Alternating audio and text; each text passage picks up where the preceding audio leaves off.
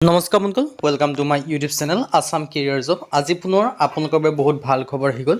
India পোষ্টৰ ফালৰ পৰা নতুনকৈ চাকৰি মুকলি কৰিছে 2025 বৰ্ষৰ কাৰণে।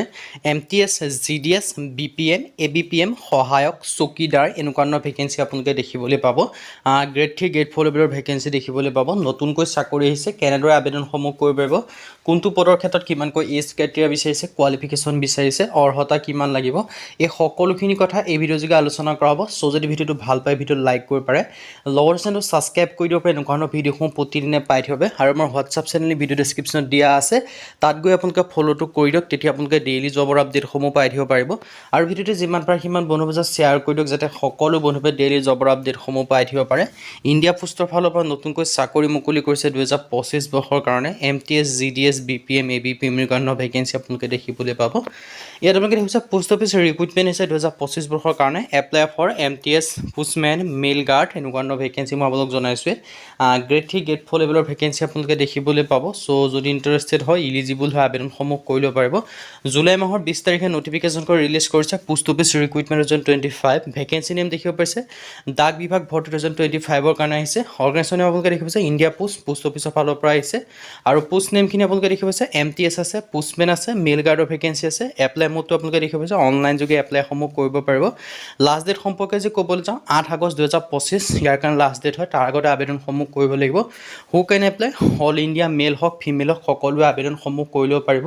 চ' যদি ইণ্টাৰেষ্টেড হয়, ইলিজিবল হয়, আপোনালোকে আবেদনসমূহ কৰি ল'ব পাৰিব। আপোনালোকৰ বাবে ডাঙৰ সুযোগ আৰু এটা সুবিধা আহিছে।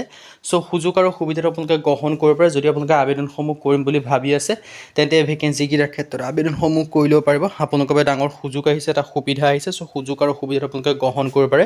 পোষ্ট অফিচ ৰিক্ৰুটমেণ্ট আছে, ভেকেঞ্চি নেম আপোনালোকে দেখিছে ডাক বিভাগ ভৰ্তি 2025 ইণ্ডিয়া পোষ্ট অফিচৰ ফালৰ পৰা ভেকেঞ্চিখিনি আহিছে। পোষ্ট নেমখিনি আপোনালোকে দেখিব পাৰিছে MTS আছে, পোষ্টমেন আছে, মেইল গাৰ্ডৰ ভেকেঞ্চি আছে। আৰু এই ভেকেঞ্চিখিনিক এটা অনলাইন যোগে আবেদনসমূহ কৰি ল'ব পাৰিব। আৰু ইয়াৰ যিটো চেলাৰী হয়, চেলাৰীটো আপোনালোকে 18,000 পৰা 81,000 টকা পৰ্যন্ত লাভ কৰিব পাৰিব। আৰু ইয়াৰ যিটো এজ লিমিট হয়, 18 পৰা 50 বছৰলৈকে পাৰিব। লগতে এজ ৰিলেক্সেশ্যনসমূহ দিয়া আছে। SC, SC ক্ষেত্ৰত 5 বছৰকৈ ৰিলেক্সেশ্যনসমূহ লাভ কৰিব পাৰিব। OBC ক্ষেত্ৰত 3 বছৰকৈ লাভ কৰিব। আৰু PWBDৰ ক্ষেত্ৰত 10 বছৰ পৰ্যন্ত এজ ৰিলেক্সেশ্যনসমূহ লাভ কৰিব পাৰিব। চ' যদি ইণ্টাৰেষ্টেড হয়, ইলিজিবল হয়, আপোনালোকে আবেদনসমূহ কৰি ল'ব পাৰিব। আৰু এপ্লিকেশ্যন ফিজৰ ক্ষেত্ৰত জেনেৰেল OBC কোনো এপ্লিকেশ্যন ফিজ নাই। SC, SC, PWD কোনো এপ্লিকেশ্যন ফিজ নাই। সকলোৱে ফ্ৰীতে আবেদনসমূহ কৰি ল'ব পাৰিব। চ' যদি ইণ্টাৰেষ্টেড হয়, ইলিজিবল হয়, আপোনালোকে আবেদনসমূহ কৰি ল'ব পাৰিব। মই ডিটেইলছখিনি জনাই দিছোঁ। ডাক বিভাগৰ ফালৰ পৰা ভেকেঞ্চিখিনি মুকলি কৰি দিছে। আৰু ইয়াত আপোনালোকে দেখিছে চিলেকশ্যন প্ৰচেছটো হ'ব ৰিটেন এক্সাম আৰু ডকুমেণ্টছ ভেৰিফিকেশ্যন হ'ব। ৰিটেন এক্সাম হ'ব, ৰিটেন এক্সামত পাছ কৰিলে ডকুমেণ্টছ ভেৰিফিকেশ্যন হ'ব। আৰু ডকুমেণ্টছ ভেৰিফিকেশ্যন পাছ কৰিলে ফাইনেল আপোনালোকৰ চিলেকশ্যনসমূহ লাভ কৰিব পাৰিব। আৰু এডুকেশ্যন কোৱালিফিকেশ্যন 10 পাছ হওক, 12 পাছ হওক, গ্ৰেজুৱেশ্যন পাছ হওক, সকলোৱে আবেদনসমূহ কৰি ল'ব পাৰিব। 10 পাছ কৰিলেও আবেদন কৰিব পাৰিব, 12 পাছ কৰিলেও আবেদনসমূহ কৰিব পাৰিব।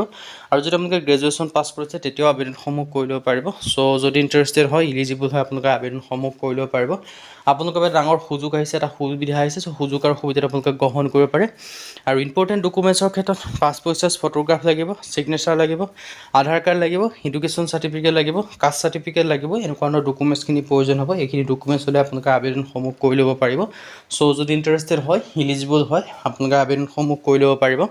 মই ডিটেইলছখিনি আপোনালোকক জনাই দিছোঁৱে। চ' যদি ইণ্টাৰেষ্টেড হয়, ইলিজিবল হয়, আপোনালোকে আবেদনসমূহ কৰি ল'ব পাৰিব। আৰু হাউ টু এপ্লাইৰ ক্ষেত্ৰত যে মই ক'বলৈ যাওঁ, ইয়াৰ কাৰণে অফলাইন যোগে আবেদনসমূহ কৰিব লাগিব। ফাৰ্ষ্ট টাইম আপোনালোকে ফুল্লি অফিচিয়েল নটিফিকেশ্যনখন পঢ়ি ল'ব। তাৰপিছত আপোনালোকে অফলাইন যোগে আবেদনসমূহ কৰিব লাগিব। আৰু অফলাইন যোগে আবেদন কৰিবলৈ আপোনালোকে এপ্লিকেশ্যন ফৰ্ম পাব। সেই ফৰ্মখন ভালদৰে ফিল আপ কৰি ছাবমিট কৰি যিটো এড্ৰেছ দিয়া থাকিব এডভাৰটাইজমেণ্টত, সেই এড্ৰেছত আপোনালোকে চেণ্ড কৰিব লাগিব। আৰু ইয়াৰ কাৰণে 8 আগষ্ট লাষ্ট ডেট হয়। ইয়াত দেখিব হৈছে এপ্লিকেশ্যন ফৰ্ম লিখা আছে, ফুল নটিফিকেশ্যন লিংক লিখা আছে। গোটেইখিনি মই ভিডিঅ' ডেছক্ৰিপশ্যনত প্ৰভাইড কৰি দিম। সেই লিংকত যাব, গৈ পেলাই আপোনালোকে এপ্লিকেশ্যন ফৰ্মখন ডাউনলোড কৰিব, অফিচিয়েল এডভাৰটাইজমেণ্টখন ডাউনলোড কৰিব। আৰু এপ্লিকেশ্যন ফাৰ্ষ্ট টাইম আপোনালোকে অফিচিয়েল নটিফিকেশ্যন পঢ়ি ল'ব। তাৰপিছত আপোনালোকে এপ্লিকেশ্যন ফৰ্মখন ফিল আপ কৰি আপোনালোকে ছাবমিট কৰি দিলে, মানে অফলাইন যোগে ডাকঘৰ যোগে পঠাই দিব পাৰে, বা নিজে হ'লেও গৈ দি থৈ আহিলে আপোনালোকৰ আবেদনসমূহ হৈ যাব।